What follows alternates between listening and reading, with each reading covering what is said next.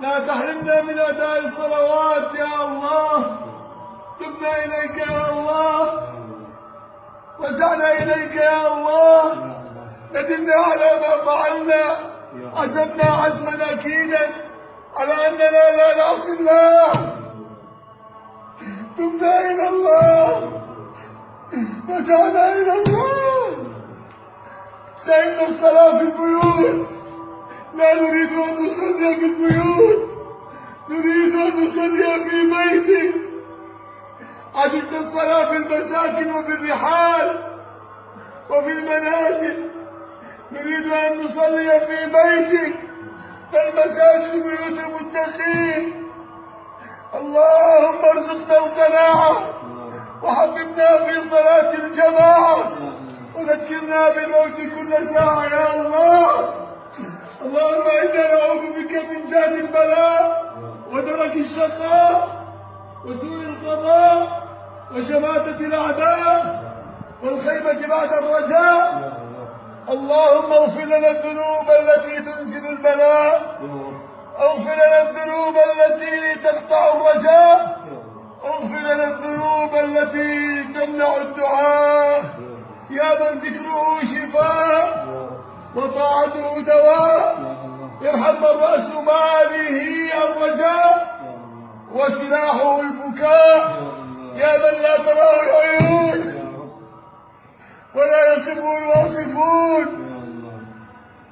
وأمره بين الكاف والنون، وإذا أراد أن يقول شيئا كن فيكون.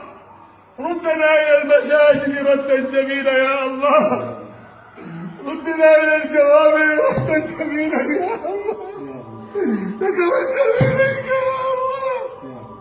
اللهم يا رب طالت علينا يا الله. اللهم اكشف عنا هذا البلاء، واكشف عنا هذا الداء، واكشف عنا هذا البلاء. تصيب به من تشاء وتصرف عن من تشاء، تصرف عن بلاد المسلمين يا الله. نتوسل اليك يا الله، اكفناه بما شئت وكيف شئت يا الله. احفظنا بعينك التي لا تنام، واكتفنا بركنك الذي لا يضام، وبنور وجهك الذي مراه كان عرشك، أن تكفينا شر هذا الوباء وشر هذا الداء. يا لطيف الصنع يا من كلما ذهب الأمر جلا ما ذهب، يا غياث المستغيثين ويا ماضي الأمر إذا ما حكم، فرج الكرب الذي حل بنا، إنما الكرب علينا عظما. واستجب لنا يا إلهي دعواتنا، أنت ربنا وأنت رحيم الرحماء. اللهم اصلح لنا بالنا وأحوالنا وشؤوننا كلها، واجعل لنا من كل هم فرجا ومن كل ضيق مخرجا، ونجنا مما قد نزل بنا يا أرحم الراحمين.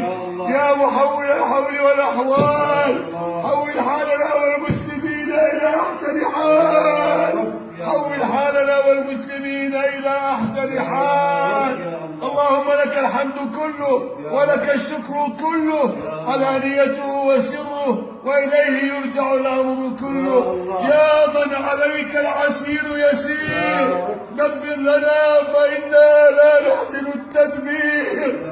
يا رب عجز الطبيب فداونا، كثر الفساد